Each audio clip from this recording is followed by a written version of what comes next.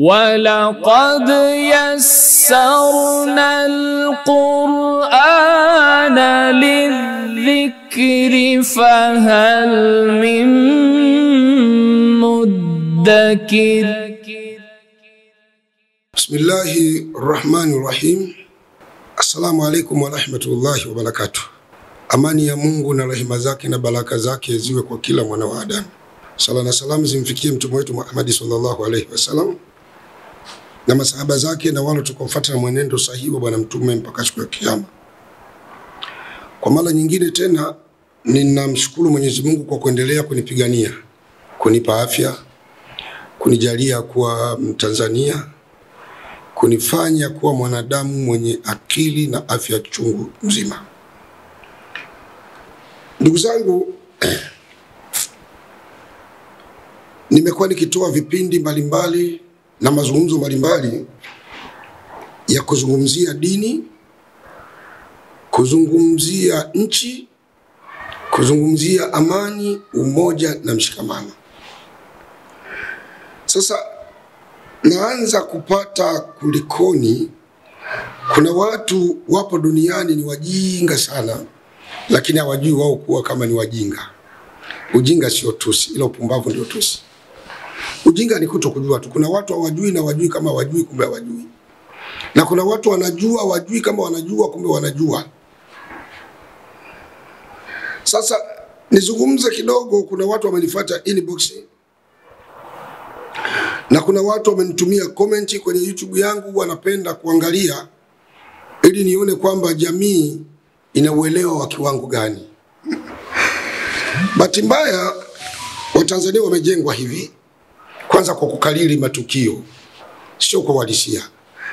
Na baya zaidi, kuna watu wanasoma tu Qur'an lakini hawana elimu ya dini. Maneno yanapenda sana kuyazungumza. Na wapo wa Kristo wanasoma tu Biblia lakini elimu ya Ukristo hana. Na ndio maana nitaka kuamini hilo. Biblia imeandikwa kwa lugha ya Kiswahili, lakini bado kanisa likaona hapana, ili watu waijue Biblia ikajenga vyuo ili watu wakaisome Biblia kwa ufasaha, namna ya kuijua, wajue namna ya kuitumia. Kuonyesha kwamba kusoma Biblia kwa lugha ya Kiswahili sio kujua Ukristo. Kwa hiyo hata sisi alikadhalika Waislamu, kujua Qur'ani kwa lugha ya Kiarabu iliyoshushwa au kwa lugha ya Kiingereza au Kiswahili sio kujua dini. Nao watu wamejia msikitini ndio wanaotusumbua. Watu wajinga kabisa.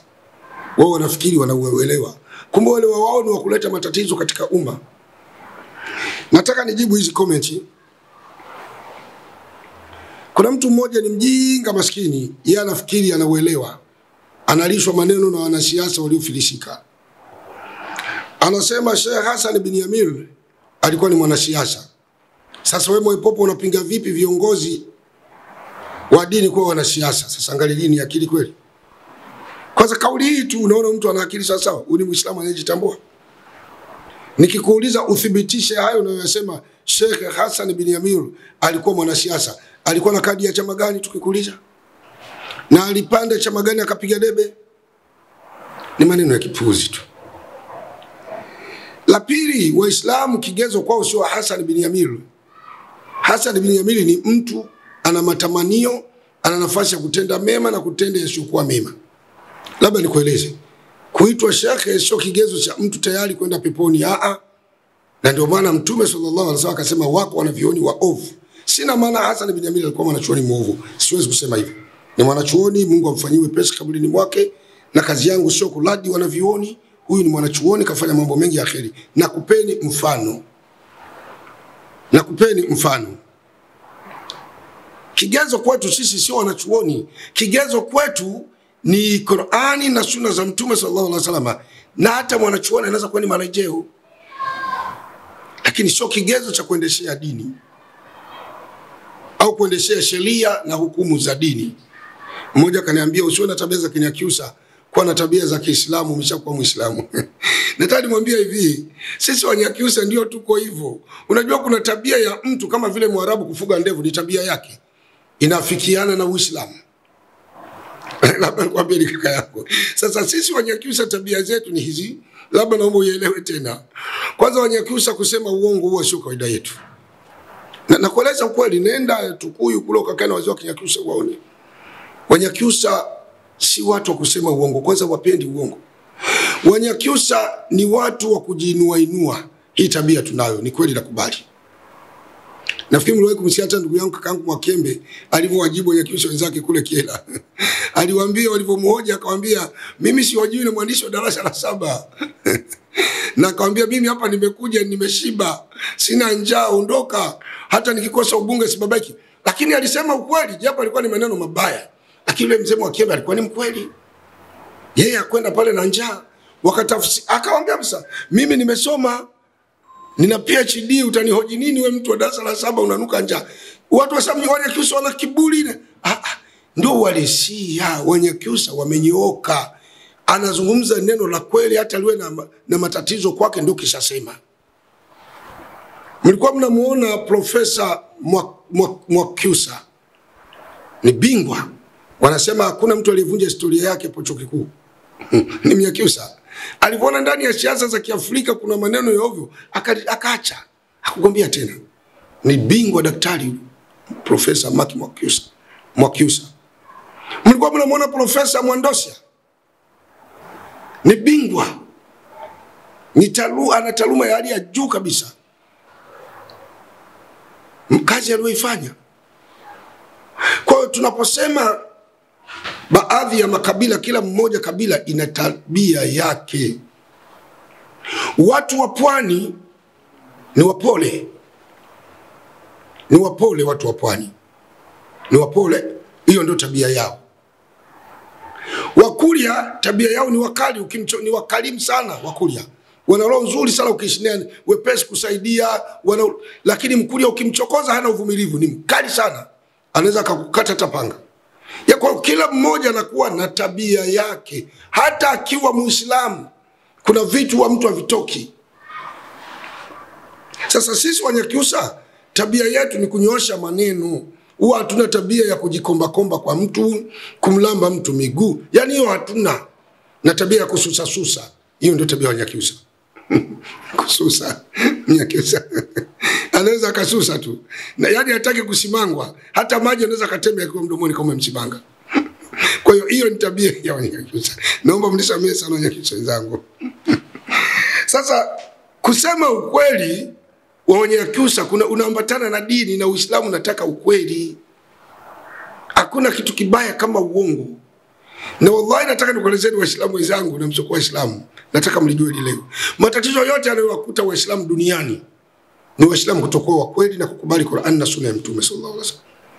Waislamu wanakubali Qur'an kwa maneno sio kwa vitendo, ni wachache wanaokubali kwa vitendo. Waangalia hata juzi hapa nimeona imekuwa ibada kama Alia sasa.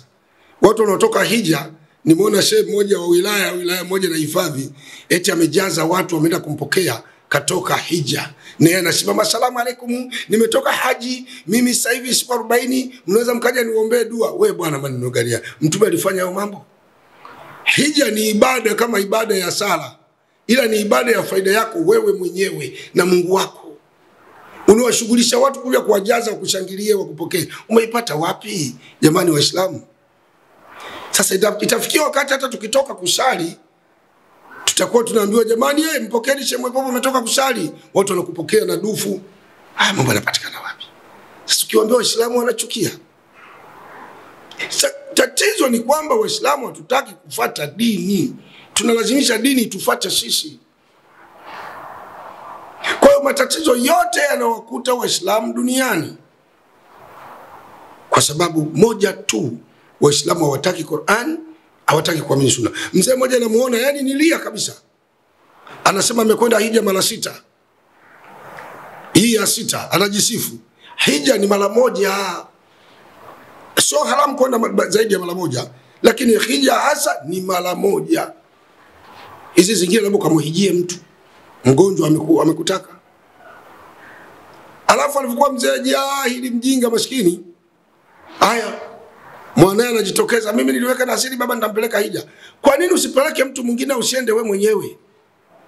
Kwenda haji kwenda na kurudi sasa hivi karibuni milioni 10. Umeenda mara 6. Mara moja ungeenda hizi 5 ukaacha, ungekwenda vijijini huko ukajenga madrasa, ukamlipa mwalimu wa madrasa, ukatengeneza kwa karabati misikiti, hiyo pesa mbona ingefanya kazi endelevu sana. Lakini kwa roho mbaya mtu yuko tayari aende hija hata mara 6. Ni roho mbaya. Kama sio roho mbaya ni ibada bila elimu, yani imani bila elimu. Ndio wengi waislamu tunazo, sio wote lakini wengi ndio tuko hivyo, na ndio zinaleta madhara. Imani bila elimu inaleta madhara. Kwa hiyo waislamu tusitaki kudanganya watu katika masuala ya dini. Shekhe, kiongozi wa dini, mwanachuoni, hawezi kuchukua kadi ya chama chochote, kiwe cha CCM, kiwe cha kafu, kiwe ACT. Hawezi kuchukua. Kiongozi wa dini ni mtu anayemcha Mungu. Unaposema wewe ni mbunge au wewe ni diwani, zile baa zote zipo katika eneo lako, wewe kwa Mungu utaenda kuwajibika. Wewe umekaa kwenye halmashauri kule na manispaa na meya wako na madiwani, mnapanga maeneo ya kujenga makazi ya watu, kwamba eneo hili ni la baa, eneo hili machinjio ya nguruwe, eneo hili machinjio ya ng'ombe. Mungu atakuacha wewe? Mungu atakuacha? Sasa kuna vitu tunapozungumza, panueni uelewa. Msilazimishe tu kwa sababu wewe uitaki CCM, uitaki serikali, ufanye tu hata kinyume na dini. Hatuwezi kwenda. Hatuwezi kuenda hata siku moja. Nilikuwa namsikia mchungaji Mwasha. Nilimsifu sana baba mchungaji. Ni Mwasha sio mchungaji. Ameeleza kwamba hivi wa Tanzania nikulizeni, hatia ya Samia Suluhu rais mpaka tumhukumu liko wapi tatizo? Huyo ni mchungaji. Anauliza sema liko wapi, na ukitaka clip nitakuwekea. Ameuliza. Baba mchungaji anauliza, tatizo liko wapi? Sasa hizi chuki ambazo tunazibeba si nzuri. Si nzuri, mnakwenda kufanya mambo ya ovyo. Kiongozi wa dini kwa kauli ya Mtume Muhammad sallallahu alaihi wasallam anasema hivi: yoyote anayeishi maishani mwake hata siku moja hajafikiria Qur'ani na Sunna za Mtume sallallahu alaihi wasallam zitawafikiaje wanadamu, wote zitasimamaje katika nyoyo za wanadamu, Mtume anasema wewe sio miongoni mwetu. La kwanza. La pili, Mtume anasema kiongozi mjinga kabisa, mwanachuoni muovu, mtamjua kwa dalili hizi na afai. Dalili ya kwanza, Mtume anasema mwanachuoni muovu ni yule anayelala akiamka anafikiria namna ya kwenda kwa matajiri kujipendekeza ili kuomba maslahi yake, au la ni yule ambaye anaamka asubuhi kila siku kwenda kwa watawala wa nchi kupeleka maneno ya uongo na unafiki ili apate maslahi yake. Mwanachuoni huyo afate kusikiliza darasa zake. Sasa wewe unaenda kusema Sheikh Hassan bin Yamil alikuwa mwanasiasa. Alikuwa mwanasiasa siasa gani? Tuambie, hata Mtume alikuwa mwanasiasa, hata Yesu Kristo alikuwa mwanasiasa, hata Musa alikuwa mwanasiasa. Lakini siasa za hawa watu hawa mitume zilikuwa za kuwatoa watu kwa shetani kuwaleta kwa Mungu. Kuambia wasiibe, wasizini, wasiseme uongo, wasitamani mke sio mke wako. Ndiyo maana ya siasa yao. Siasa hii sio ile. Mtapotea bure nyinyi watu. Ndio siasa walikuwa nao kina Sheikh Hassan bin Yamil hawa. Hawakuwa na siasa ya kujinadi wao kuwa viongozi au kuwapigia debe viongozi, la, walijiweka mbali na mambo hayo. Na kama walikuwa kwenye uhuru, walikuwa wakipigania uhuru, haki ya Muafrika ipatikane ya kuishi na kujitawala. Hawakusimama nyuma ya chama chochote cha siasa. Labda niwafundishe. Sasa mtu mwingine anasema Bwana Hussein huyo Muhammad ni mjibu. Anasema mwepopo ujue hata siasa. Sasa mimi nijue siasa na shida ya siasa. Mimi najua dini. Umesikia mimi ni mwanasiasa, sikuchanganyikiwa huko ndugu yangu.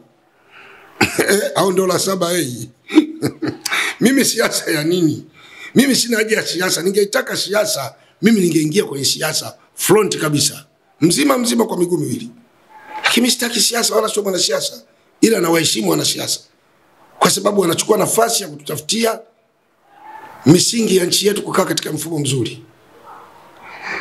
Na kabla sijaenda kumjibu Kijito Fyoma, anaitwa Kijito Fyoma, ni mtu mjinga maskini. Na nimefanya utafiti Kijito Fyoma na wasiwasi, kama sio darasa la 7 huyu mtu alifeli, basi anawezekana kuwa ni form 4 iliyofanya vibaya shule. Kwa sababu huyu mtu nimekuwa karibu naye, namfuatilia sana, naye ananifuatilia. IQ yake ni ndogo sana ya kufikiri. Uwezo wake ni mdogo sana Kijito Fyoma. Yaani anaweza katoa hoja pa kuona hivi mtu kweli amelewa pombe iliyochacha au ni mzima. Yaani wewe mpaka nashindwa hata kuelewa. Kweli huyu mtu anajitambua ni Muislamu au Mkristo huyu? Ni galasa au ni kalata inaweza ikala? Kwa sababu mtu mwenye akili anapotoa maoni utaona utajua kutokana na matendo yake kwamba huyu mtu yuko sawa sawa. Sasa wacha nimzungumze kidogo Kijito Fyoma. Kijito Fyoma anasema hivi, wewe Mwaipopo ina maana Sheikh Omar Bashir, Malem Sheikh Hashim Juma wanaviona mwataja wakubwa hao. Hawa nao walikuwa ni mashekhe uchwala. Sasa mtu ana akili kweli. Mimi nilisema mashekhe uchwala. Kwanza nimesema mashekhe uchwala. Labda nianze kueleza. Mimi baada ya kusilimu, shekhe wangu wa kwanza kunifundisha dini ni Sheikh Omar Bashir pale Ng'ombe Chai. Ujui mimi nakueleza. Wewe unijui mimi. Shekhe wa kwanza huyo Omar Bashir unamsema mimi alikuwa ni shekhe wangu. Kanisomesha dini na kanisaidia mambo mengi mpaka kufika hapa. Shabani Magezi Malanda ni shekhe wangu. Ndiye aliyenishika mkono kunipandisha juu kwenye muhadhara sema. Na batizo mimi sikusilimu nilikuwa mjinga, nimesilimu na education yangu. Sasa hawa mashekhe wote uliwataja bado nakuona wewe mtu mjinga. Sheikh Omar Bashir hajawahi kuwa mwanachama wa CUF wala wa CCM. Hajawahi kukata kadi ya chama. Alikuwa kazi yake ni kuamrisha mema, kukataza mabaya. Kazi ya marehemu Sheikh Kasim bin Juma Mtoro ilikuwa kazi yake kuamrisha mema, kukataza mabaya na kuwatahadharisha watu na dhuluma na kuwaambia watu waache kwa dhulumu watu. Ndio ilikuwa kazi yake. Lini leo kuona Kasim Juma kwenye mkutano wa chama chochote cha siasa? Lini? Na kama alikwenda alikosea. Kama kweli alikwenda alikosea.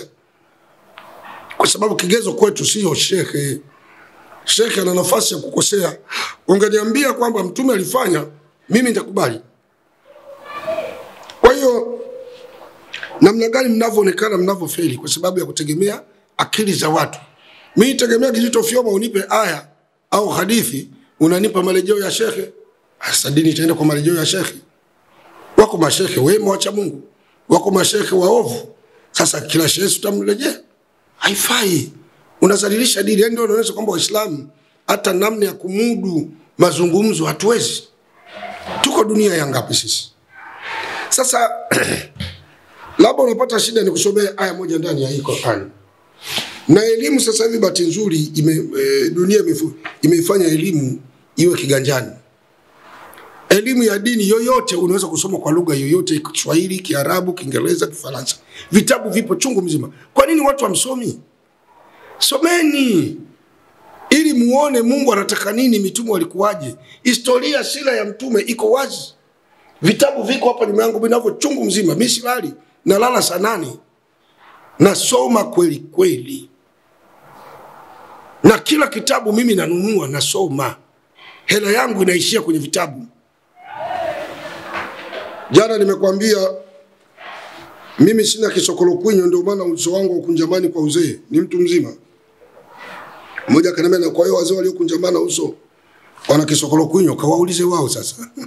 Na niuliza mimi, hey, kawaulize wao. Mzee vipi mbona uso umekunjamana? Kawaulize wao. Lakini si watukani wazee. Wazee ndio watu wenye busara katika nchi, katika dini, katika chama. Duniani kokote bila wazee hamna dunia. Sasa nitakusomea Qur'ani surati Al-Imran sura ya 3 aya ya 133. Naomba muisikilize sana Watanzania wote, Waislamu na hata Wakristo msikilize. Sisemi muiamini, muisikilize tu. Sio hata kama utaki kuiamini usifuate, isikilize. Na nchi yetu ni nchi nzuri, haina udini wala ukabila. Watu hatuishi kwa ukabila wala kwa udini. Tunaishi wote baba mmoja mama mmoja. Qur'ani inasema sura ya 133, sura Al-Imran ni sura ya 3. Mungu anasema yaendeni kwa upesi sana maghfira ya Mola wenu. Maghfira hapa ni neno la Kiarabu, yani toba. Yani unapokosea Mungu anataka tufanye haraka sana kwenda kutaka msamaha kwa Mwenyezi Mungu. Mungu anasema na pepo ambayo wataingia waja wa Mwenyezi Mungu, upana wake ni sawa na mbingu na ardhi. Pepo aliyowekea Mwenyezi Mungu wacha Mungu. Mungu kawaandalia waja wake wema ambao ni wacha Mungu, pepo yake upana wake ni sawa na mbingu na ardhi. Mwenyezi Mungu ameeleza upana wa pepo, akueleza urefu wa pepo. Upana wake ni sawa na mbingu na ardhi. Watakaoingia wacha Mungu, sio wanasiasa, sio shehe mwanasiasa, wacha Mungu. Sasa wacha Mungu ni watu gani? Wasikilize hapa Digital Fyoba. Sikiliza na nyinyi maagenti wengine. Mungu anasema wacha Mungu 134 ambao utoa katika hali ya dhiki kabisa, katika hali ya wasaa. Yani wanatoa wakiwa wanacho, wanawapa watu. Wanatoa wakati wanacho, wanawapa watu. Sifa ya mwanasiasa sio kutoa. Wanasiasa wote wanataka pesa. Na ndio maana utakuta mbunge anakula milioni 18 kwa mwezi. Daktari ambaye ni kazi ya taaluma professional, polisi ambaye anakulinda wewe na mimi, mshahara wake kwa mwezi haufiki mshahara wa mbunge. Sasa mmoja anauliza wapinzani, mbona wao mnazichukua hizo ila mzikatai kama nyi wacha Mungu? Mngekuwa mnasema wapinzani, sisi hizi zikusanye zote mheshimiwa Spika zipeleke Muhimbili ukaongezee dawa. Au tukawagawia wagonjwa Muhimbili, wapo wameshindwa kulipia hata maiti, lakini mnapita nazo afu mnalalamika. Kwa hiyo wote baba mmoja mama mmoja. Mkitoka mnatudanganya sisi. Sawa? Ambao wanatoa wakati wanacho. Jambo la pili, na wanatoa wakati wa dhiki. Wakati wakiwa na dhiki sana wanatoa. Yani mtu hana, akamwona mwenzake dhiki zinatofautiana, hana kidogo, yeye anatoa, anampa. Wanatoa wakati wanacho na wakati wa dhiki wanatoa. Mungu anasema wacha Mungu wao uziwia vifua vyao na ghadhabu. Yani ukimuuzi umtukane anasema asante bwana, kalu salama, nashukuru Mungu, mimi kwangu ni amani nimetangaza. Wallahi mtu mwema na mcha Mungu huwa achuki, anasema asante bwana, kubali. Sifa ya wacha Mungu hiyo. Sifa nyingine wacha Mungu, Mwenyezi Mungu anasema wao ni watu wa kusamehe. Kuna mwanasiasa anaweza akasamehe? Kaibiwa kula anaweza akasamehe? Atatangaza vita. Sasa unataka kuniambia wewe sheke unayekwenda kwenye chama cha siasa, mfano Sheponda, unaenda kuchukua kadi ya chama, wewe utabaki kwa sheke? Unaweza kumsamehe mtu? Kila siku mnanadi mnasema tukiibiwa hapa tachimbika, moto utawaka. Si mngekuwa mnasamehe? Na Wakristo wanasala, wao wanasali hivi, wanasema hivi: Baba yetu uliye mbinguni, jina lako litukuzwe. Ufalme wako uje, mapenzi yako yatimizwe hapa duniani kama mbinguni. Utusamehe makosa yetu kama tunavyowasamehe waliotukosea.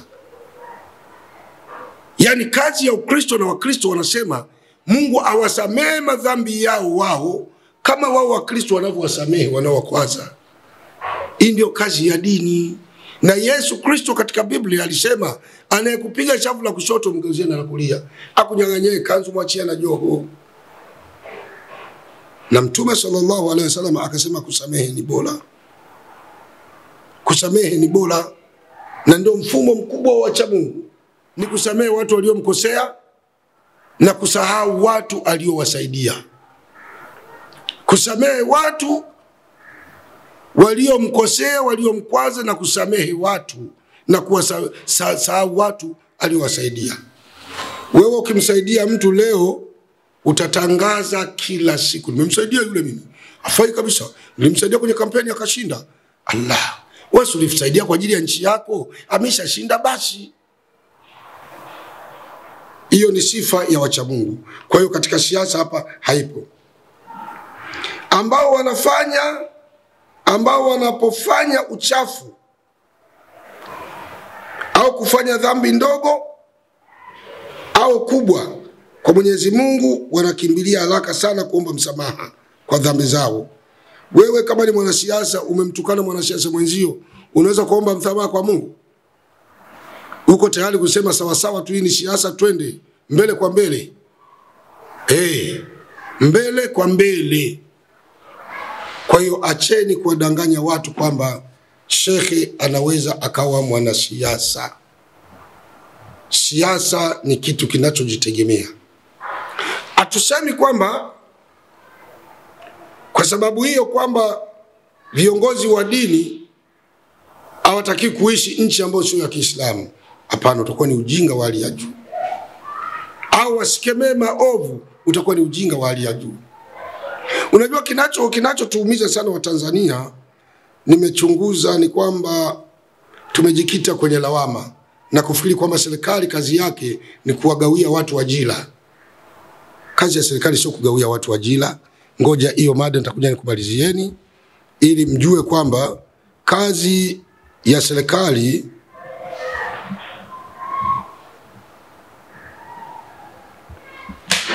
sio kutoa ajira tu. Wengi hamjui, nitakuelezeni kazi ya serikali ni nini. Sasa kabla sijaenda huko, watu wengi wamekuwa wakija hapa ofisini kwangu hapa Magomeni Kagera, na ukitaka fika Magomeni Kagera, watu wengi wamekuwa wakitumia mafuta haya. Na inshallah Mungu akitujalia Ijumaa ijayo tunaweza kuanza maombi ambayo ni dua. Mafuta haya ni zeti zaituni kutoka Palestina. Ni kiboko cha wachawi. Watu wengi wamekuwa wakija hapa, maskini ya Mungu, wako tabani, wako katika hali mbaya sana, wameharibiwa maisha. Na hata watu mnaenda kugombea ubunge mnapata shida bure. Acheni kwa masangoma kwa waganga. Wallahi na hapa aje mbunge mmoja tu, diwani mmoja, nimpe apake ya mafuta, mimi nitamwahidi kwamba unaenda kushinda na atashinda. Na kama hatoshinda aje anipige pingu mimi. Narudia tena, mbunge yoyote, diwani yoyote anayekwenda kugombea ubunge au diwani, aje apake mafuta haya. Hii ni nuru juu ya nuru. Mungu ameeleza ndani ya Qur'ani, ni mafuta ya ushindi, mafuta ya nuru. Ushindi wa Mwenyezi Mungu na nuru ya Mwenyezi Mungu haiwezi kukutupa nyuma wakati. Njoo upate mafuta haya. Watu wenye mikosi, kuna wanawake wameolewi na kwa ujinga mnabaki, kwani nani aolewa na mimi sijaolewa, kuna tofauti gani? Mwenzako kaolewa, kuna tofauti. Kuna wanaume amuowi kwa ujinga, walioa mabwege tu. Wewe bwege wewe ambaye una mke, kama umeshindwa kustahimili kukaa na mke, utakana nani sasa? Kumbe mjitambue, mna minuksi mikosi. Tumia mafuta haya. Kuna watu wanafanya kazi usiku na mchana, wakipata pesa ikai. Kuna mtu anakuwa anachukiwa, anapata maradhi yasiyotibika. Tumia mafuta haya kwa uwezo na idhini ya Mwenyezi Mungu, atakurahisishia. Wengine hata akifungua duka hauzi. Mafuta haya ukihitaji ni shilingi 20,000 tu chupa hii moja. Narudia, 20,000. Sasa bahati mbaya watu wengine wanakela. Mtu haji leo, anakuja labda siku 3 mbele anakupigia leo. Kuma hii simu nao nipigia ndugu yangu, mwenzako anataka itumie kwa leo. Subiri siku unayotaka kuja ndio niulize, shekhe uko sehemu gani? La kwanza. La pili, mtu mwingine hahitaji mafuta na kurupuka tu pap. Shemwe popo, nitapataje hayo mafuta? Ni utasasa unategemea kujibu nini? Nimekwambia mimi ndio ninayo. Nipo Dar es Salaam Magomeni Kagera. Shuka petrol station ya Oilcom. Utanipigia simu nitakuelekeza nilipo. Lakini bado mtu anauliza nitapataje? Ukiwa mkoani huko tunakutumia kwa basi. Ukiwa Ulaya Uarabuni tunakutumia kwa DHL. Hii chupa moja shilingi 20,000. Na unapopiga simu nieleze tatizo, usinieleze malalamiko. Nieleze tatizo. Ukinieleza tatizo lako, basi mimi nitakwambia utatumia chupa moja, chupa 2, chupa 3. Inategemea na ukubwa wa tatizo. Lakini kiukweli inasikitisha sana. Inasikitisha. Mtu anaweza kukurupuka tu, anapiga simu kama shekhe, mbona nimeeleza utaratibu? Sikuona huko kote. Nimeona tu mafuta. Unataka kwa lini? Mimi labda wiki ijayo. Kwa nini usisubiri siku unayohitaji ndio nipigie simu? Kwa sababu hii simu unaisikia kila wakati hapa inaita iko busy. Sasa wewe unaziwia nafasi ya watu wanaohitaji kuelekezwa.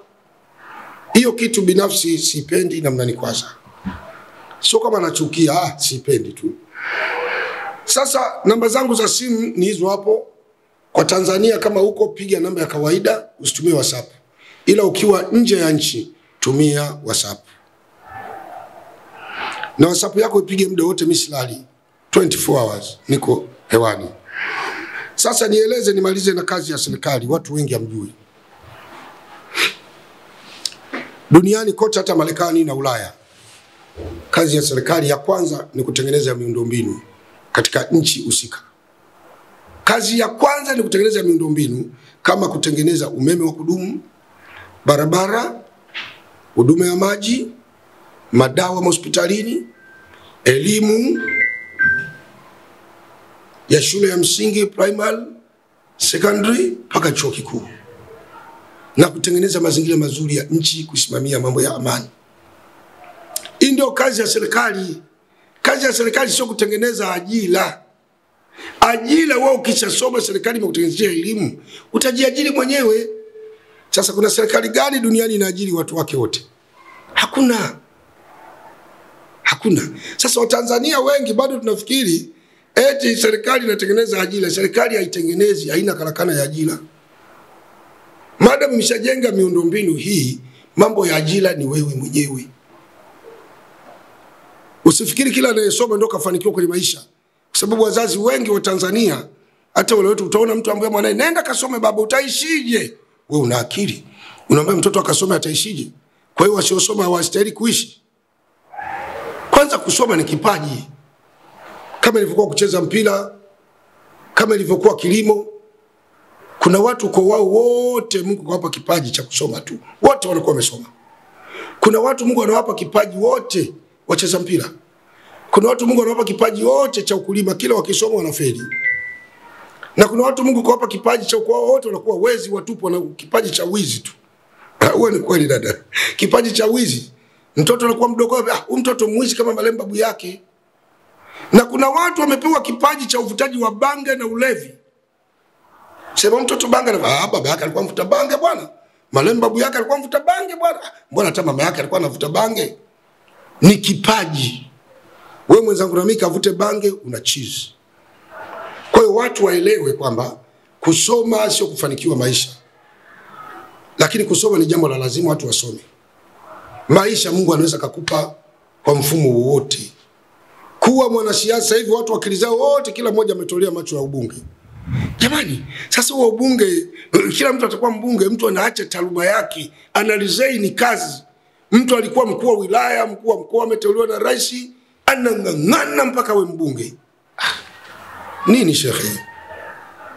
Nini? Wewe unaweza kutumbuliwa na rais muda wote. Kwa nini ujifikiria kutumbuliwa?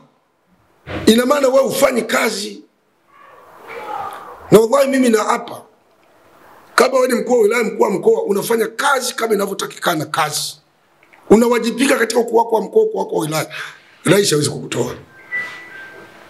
Rais hawezi kukutoa. Ukiona rais anakutumbua wewe una matatizo, una makando kando.